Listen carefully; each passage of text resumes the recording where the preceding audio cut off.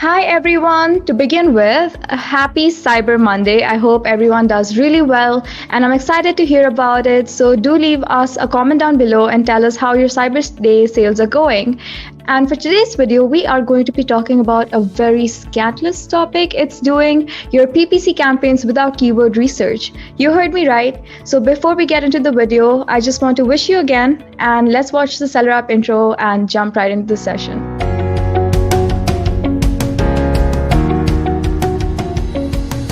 So hi everyone, welcome back. PPC campaigns has been talked about and is perhaps the most important part of your listing or your Amazon journey.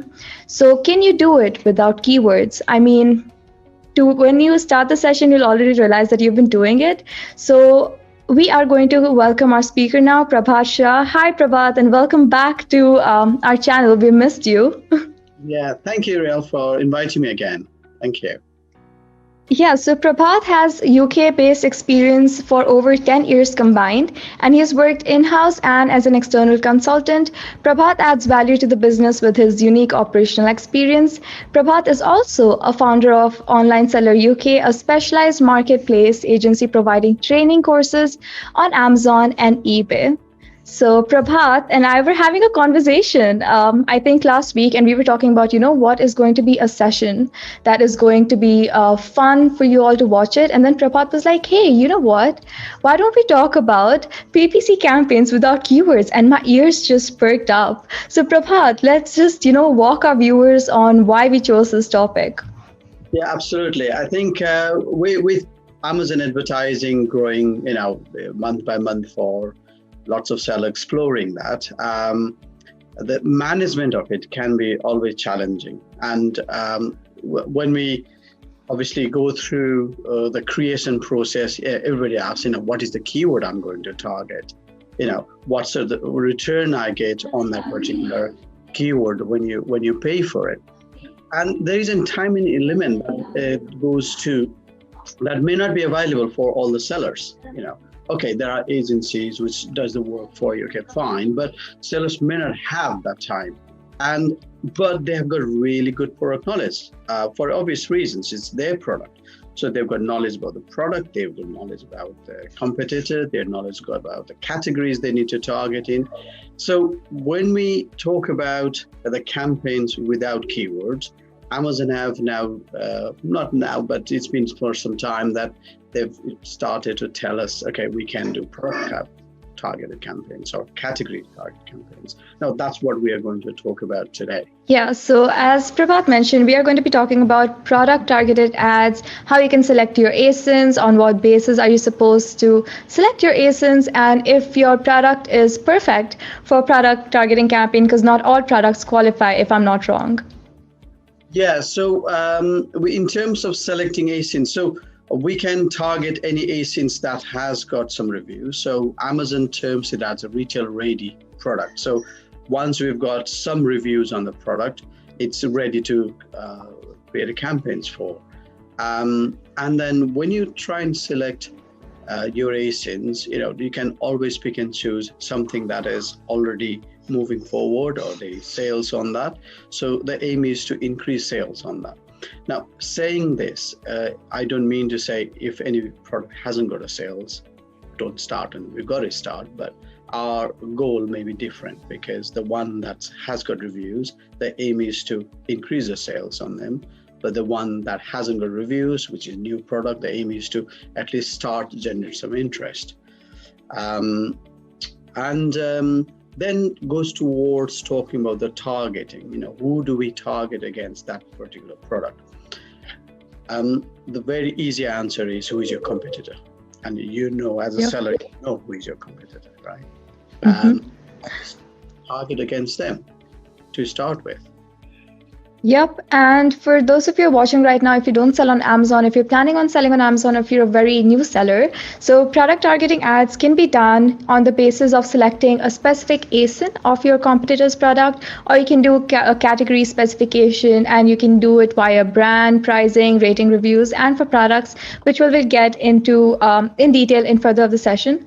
So when you're selecting ASINs, as Prabhat mentioned, According to me, you need to find high and low performing ASINs in your automatic campaign report. And once you have that, you can find ASINs which have the highest conversion rate. And then maybe you can target those ASINs or ASINs which have really low ACoS value. So when you select those ASINs, I think that's when you are doing a really good job with your product targeting ads. So what, according to you, Prabhat, how do people select ASINs to target? Yeah, I think you've raised the right thought there. So you can always start with automated ads, for example. Okay, so Yeah. if you do go towards that route, so you are still not targeting a particular keywords for definite, but you are just saying Amazon, look, I want to target with automated ads, which means Amazon read my title, description, search terms, and key features. And if the query is related to my product information, then display my product. Now, obviously, there are all sorts of other factors that will affect, like reviews, the amount of bid you place in. And when you start running this advert and releasing that advert for maybe a couple of days, and a couple of days, maybe 7 to 10 days for some listings, but for some other listing, maybe actual couple, 2 days. So if the product is popular, then Amazon will display you what they call search term report that will tell you what keywords have resulted your product in clicks, impressions, and hopefully sales. And also it will give you a list of ASIN numbers that actually has generated impression, clicks, and sales. Now, a customer hasn't typed those ASINs. So what has happened is that particular product has generated clicks and impressions because that your product was listed against that product on the sponsor related area. So that's how it wants. So if you get a list of ASINs that is actually converting, yeah, happy days, you can target specific to those ASINs, and maybe you can bid higher on them.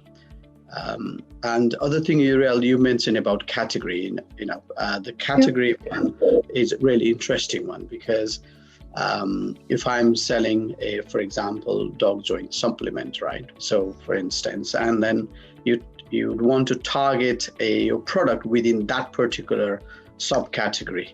So your product gets listed or appears or eligible to appear on all the products within that subcategory. So it will be most of your competitors, for instance. So once that get displayed, then the report you get back from the category ads in a search term report will be just list of ASINs. That's because your category ad will only target competing products, and your product will appear in their sponsor related advert. So you won't see any keyword sort of thing. And that again on itself will help you understand what ASINs have actually resulted sales.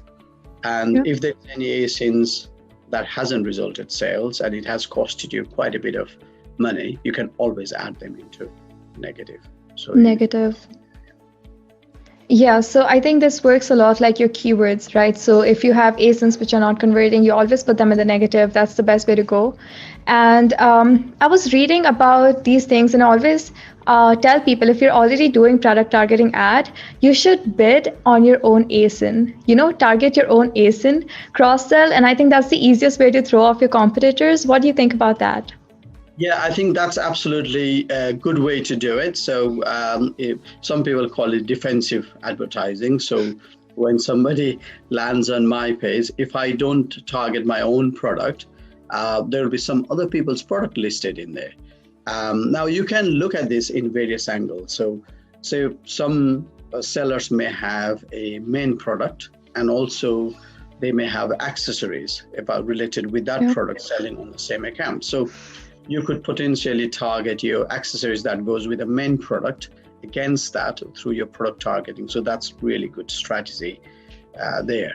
And other than that, just simply target your own products. And then, so you're basically defending your positions against somebody else. There is a school of thought saying, I'm paying double maybe, because if somebody clicks on my product through an advert and they click again, you've got the double clicks there.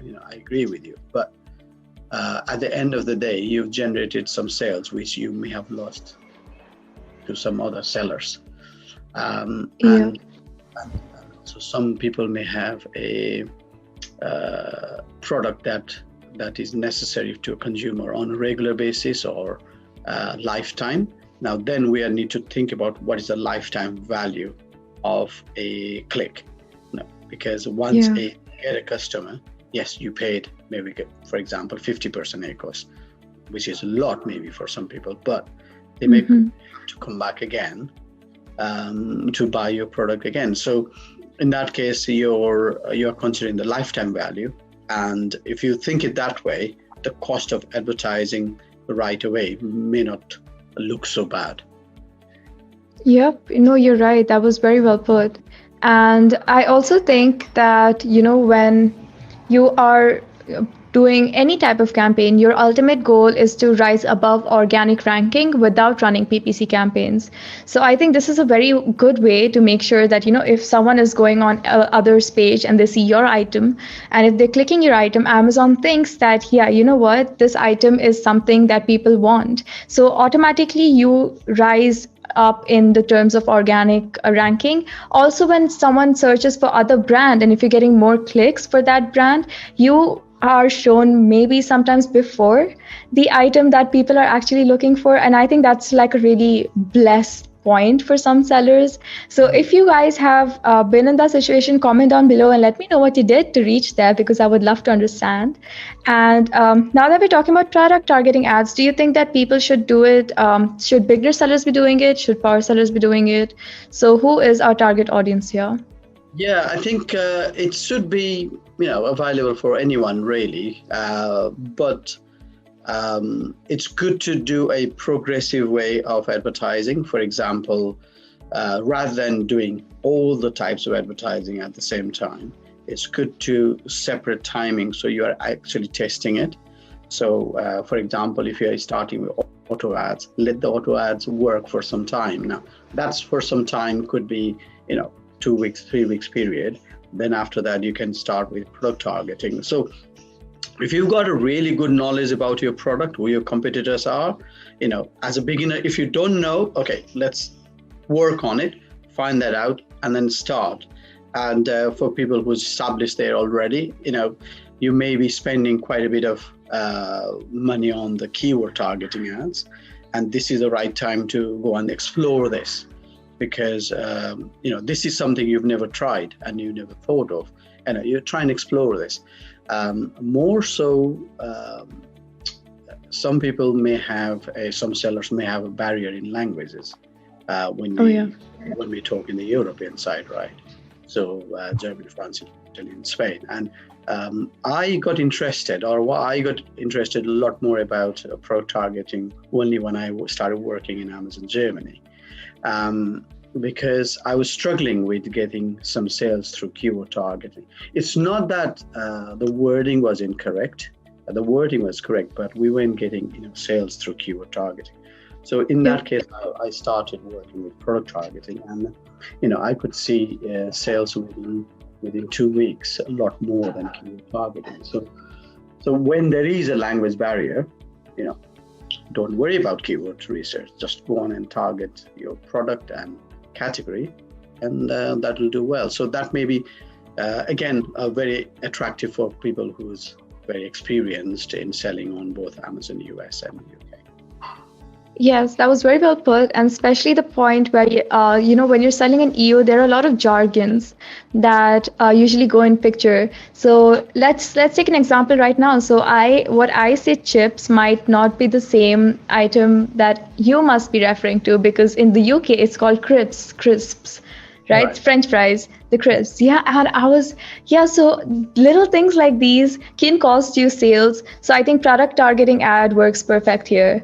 And if you're trying to avoid jargons, and Prabhat is coming back tomorrow to have a session with us again on listing specifically for EU, so you don't face this problem again. So keep an eye out on for that. And once the video is live, you obviously will know. If you don't get our notifications, make sure that you turn on the bell notification down below. So every time we post a video, you are up to date on everything that's happening on Amazon. Back to you, Prabhat. So, when I was pitching this idea to our customers, that maybe we should run product targeting ads, they asked me if there are any risks associated to it. So, when we're talking about risk, I mean, the risks are the same as when you would run any other PPC campaign.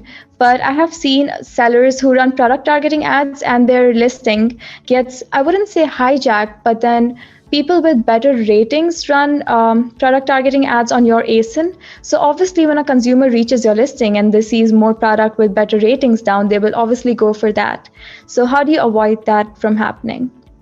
Yeah, I think what we need to look at when we actually target the ASINs, whether our product, the value our product is giving to a consumer, is it better than somebody else? Now, if you look up a product, like for example, watch, iWatch sort of thing. So if there is any watch that measures ECG, for example, which is really popular these days because of situation we are in, and there are lots of cheaper watches, costing $25 or £25. There are a lot better ones which cost £160 to up to £200. Now, if we target our product against some other listings, which is 25 or 30 pounds a dollar, it's not going to work for us because it may be that we are looking at a consumer who are just looking at a cheaper product. So it's good to target a product with a similar price range. And you're right saying, if we target products with a higher number of reviews, we may not convert, but also we need to check if our offering is good. Now, offering a good meaning if the price is better than somebody else, and if the content is better than, so it conveys the right message, then we will convert. Not every clicks, obviously, it's going to cost us a little bit more, but at least we are getting that initial orders, which you otherwise may not have got. So to answer to your question, yes, there is a risk involved, but we can minimize that, checking what product we are targeting against. So don't target something that is cheaper than yours. Don't target something that is something you can't compare with. So for example, comparing Apple products when it is not Apple products. So we won't win that battle. So we have to be a little bit careful on that side. Yeah, and to be honest, Amazon bans listing that has brand names in their negative keywords. So if you're even thinking of doing that, you are in for a suspension. So be very careful there. And I really liked when you mentioned the products that you have to be careful in. So do you think there are some products or sellers who are selling a certain product in a specific category should stay away from when they're running product targeted ads? Or is there a category where you should definitely be running product targeted ads? Yeah, I think in general, we can run product target ads any category, really. It's just avoid the products that's not fulfilling the criteria, as in the price and the reviews. Price, yeah. That's something you need to be careful of. It's interesting that some products also can be targeted against books as well these days. I don't have enough data to tell you a positive story about that, but you could do. So for example, if you are selling health related products, and if it is a vegan product, for instance, and there may be books you can target which is vegan related books. So that is something you can go away and try as well. No, that's a very good suggestion. That got me thinking. So we have a brand with us who works with us. I cannot take any names, but they sell teas. And what we did was we do product targeting ads and we target our own ASINs. So once you go to the listing page, I'm gonna figure out if I can, share my screen and send a picture here of the product that I'm talking about. And if you scroll all the way down in the display product section, the products there are the same brand that we're targeting. And maybe if you scroll for like 2 minutes, that's when you see a new brand that is also targeting the same ASIN. So yes, this is a case study that I wanted to bring up before, but it just struck me. So do this and no one can steal your sale from then. Because even if someone doesn't like the flavor of the tea that you're selling, you can always scroll down and there are other options, but they're your options. So you are going to definitely make a sale. So yes, Prabhat. Yeah, no, that's fine. I was agreeing to what you're saying. Okay, so coming to Q4 this holiday season, so I hope everyone had a really good Thanksgiving, Black Friday, and now we are at Cyber Monday. So the next big holiday that's coming up is New Year and Christmas. So do you suggest that people start running product targeting ads, especially for upcoming holiday, which is Christmas? Absolutely. I think you can look into and be a little bit more strategic about it. You can always look into target which are top sellers. For example, you can go in to the category page and look what are the top sellers within your category and target them. You can also do a search with a particular keyword related to your product and see a list of products in search result, and from then on, target those ASINs as well. Anything that allows us to take that extra space, because the opportunity, when it is lost, it's lost to somebody else. So this is a right opportunity for us to start and exploring that avenue, and I'm sure you'll do well for this Christmas period when there is a lot of sales going on across all the Amazon channels. Yeah, and all you guys have to do is just go to your automatic campaigns, and then this ASIN selection part you have to do manually. But believe me, it's worth it because you guys are not paying a lot for this product selection thing, and it is going to convert. As I have seen in my personal experiences, Prabhat has seen in his personal experience, this is something that always works. So let's say I have a set of products with me. How do I identify which product is going to be best to do product targeting, PPC campaigns with? Yeah, okay. So I think we need to look at a product which have some sort of attraction before. So meaning if the product has got a higher click-through rate, even sales, impressions, or clicks through auto ads. Now, it's good to start looking at those because from what analytics says, those are the product with higher interest. So start focusing those to begin with. So yes, look into click-through rate and sales to identify the products that I should target more. Yes, I completely agree with that. And if your product is click, like if you have a very viral product which is in trend right now, and you have seen a trend of, where the clicks are generally more, I think it would be best to run product targeted ads there. And make sure that your images that you're using are also very attractive, because that's going to get you an instant click. If your image is better than your image, in your competitor's listing, even if you're running product targeted ads, and if a person scrolls down and sees your product, you are going to get a click and perhaps a sale. So moving on, Prabhat, do you have any more things to add when it comes to product attributed targeting?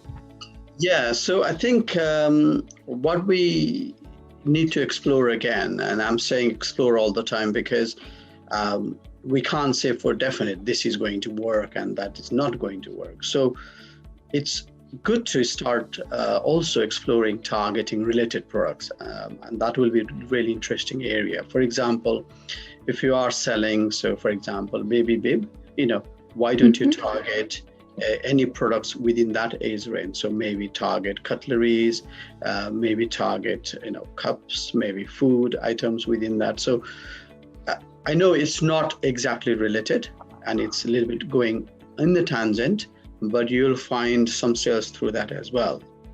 And this is how you are exploring the area which others may not have. So I have personally done quite a lot of related product targeting in the past few months, and not everything has worked, obviously, but I've also found some successes there when target relating products. So create different campaigns. So rather than putting everything in the same place and in the same budget, create separate campaigns, split them so you can see the results separately.